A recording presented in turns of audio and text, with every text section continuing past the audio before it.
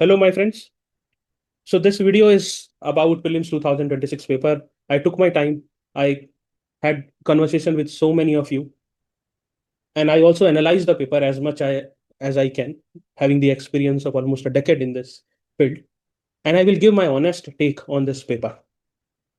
So the first thing that I want to talk about is the quality of the paper. So the quality of the paper is judged based on some parameters. The first is the language of the paper.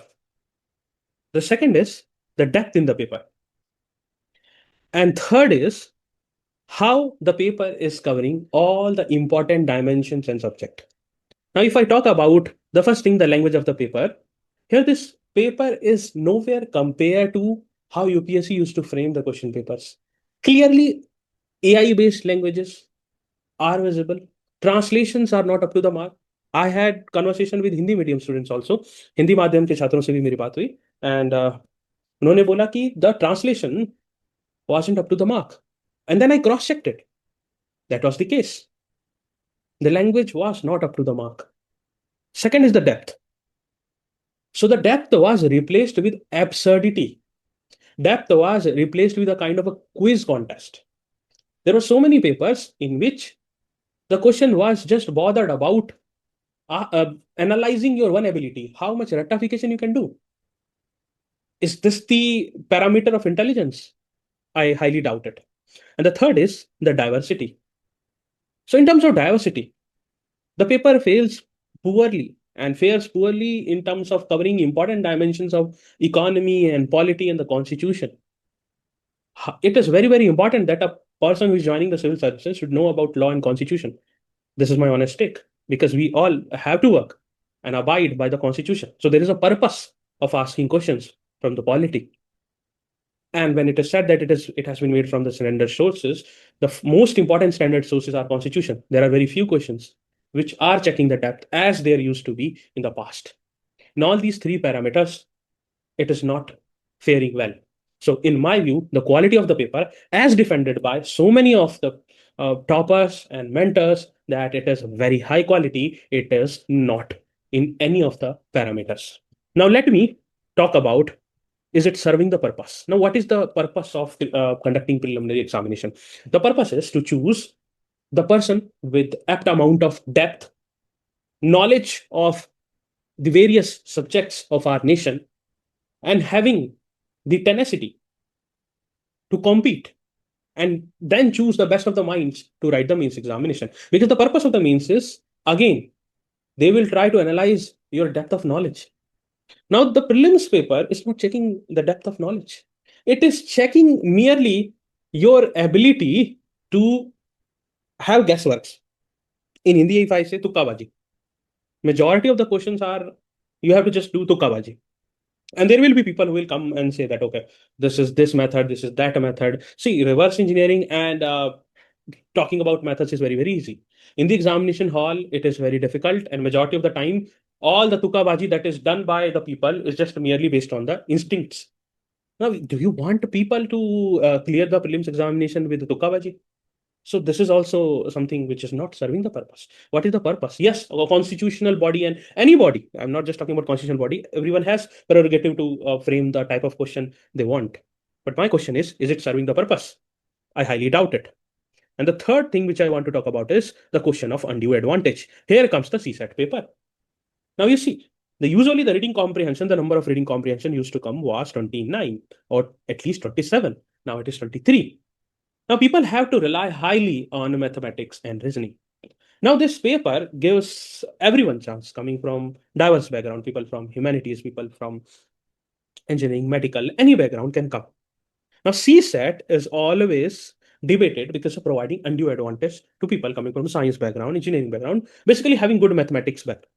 Now, this paper is further providing the same.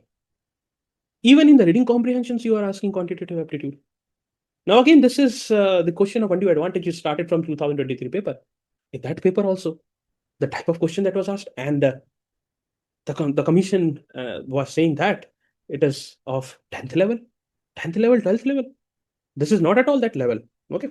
Now, either you clearly say that we want people with good mathematics and reasoning.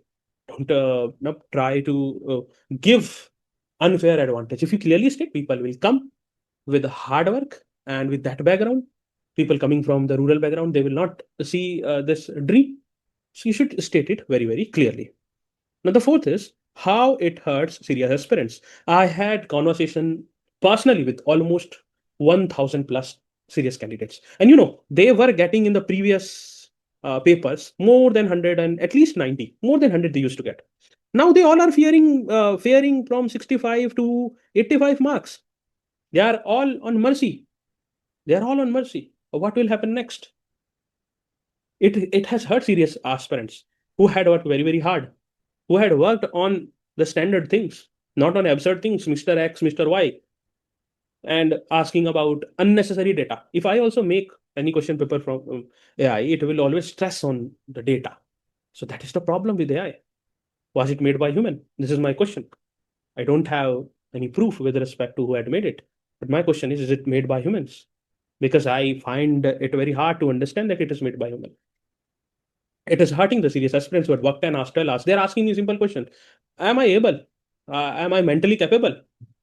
Many have left the preparation. Many people who are already in the services, they are getting in 60s. Some of my friends who have cleared 4 prelims back to back are failing this time. It is clearly with data, it is hurting the serious aspirants. Clearly. Then, why this should not become a precedent? It should not become a precedent because if it becomes precedent, that means prelims also will become subjective, something which was objective. Already, the means, specifically how the evaluation is done, checking is done, very less is known. We haven't seen any kind of a checked copy. We are all working on permutation and combination. We have given 1 decade. Still, we try to gauge what is working, what is not working. Essay has become completely subjective. Interviews are always, and they are increasing further in subjectivity because of the change in the standard deviation. It has increased a lot. Now the prelims also will become subjective. Now, if it is a clear signal that this is my prerogative, I will try to do whatever I want, then it is simply okay. Then in a democracy, there is no point of questioning any of the body with respect to what they want from this kind of a paper.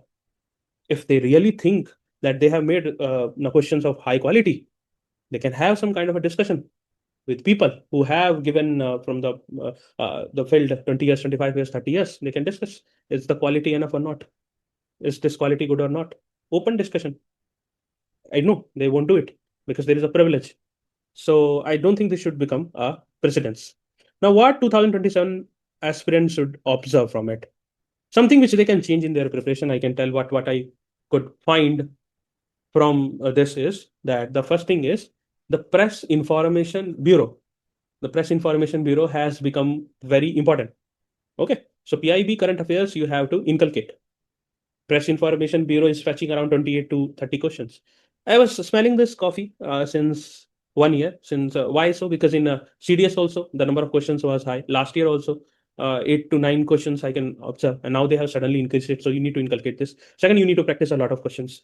You need to practice a lot of questions because the papers are becoming lengthier.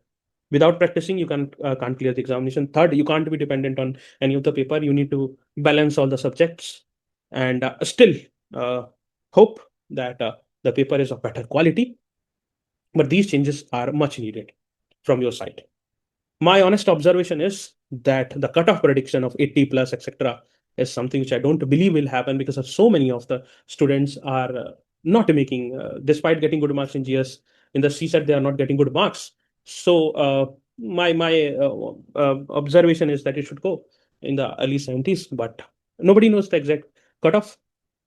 This is my observation, and I am not happy with the question paper that has come. I will only suggest one thing, that don't judge your capabilities and strength with this kind of a paper. You all have worked very, very hard. You all are absolute champions, and the life will reward you. You just have to keep looking at the sunshine, and you all will do wonders in life. I'm always with you. Best of luck. Take care.